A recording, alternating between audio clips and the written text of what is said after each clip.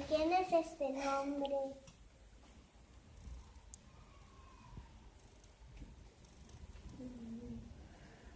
¿De quién es, Meli? De Enzo. ¿Es de Enzo? Sí.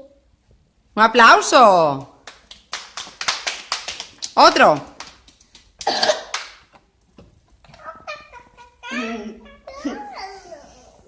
quién es este nombre? ¿A quién se lo preguntas, Adri?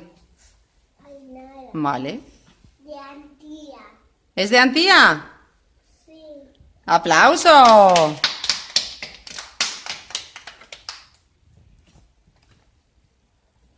¿De quién es este nombre? De Yanira. ¿Es de Yanira? Sí. ¡Aplauso para Enzo!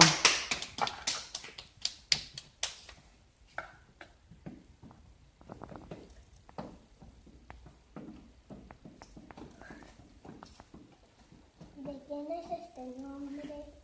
De Ainara. ¿Sí? Sí. ¡Aplauso! Estamos dormidos, ¿eh? ¿De quién es este nombre? ¿A quién se lo preguntas? ¿A Yanira? Sí. De Lee la primera letra, Yanira. la Muy bien. A.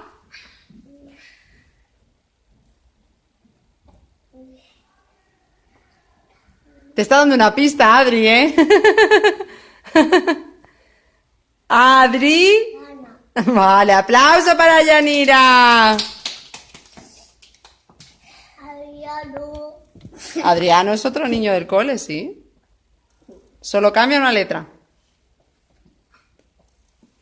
Dani. Aplauso para Antía.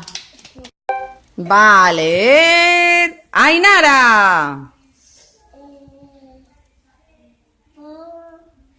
Palmeamos, chicos. Po. Dos. Pozo. ¿Cuántas palmadas? Dos. Entonces, ¿qué pone ahí? Po. Pozo. Vale. Vale, esta la va a leer Amin. To. Palmeamos.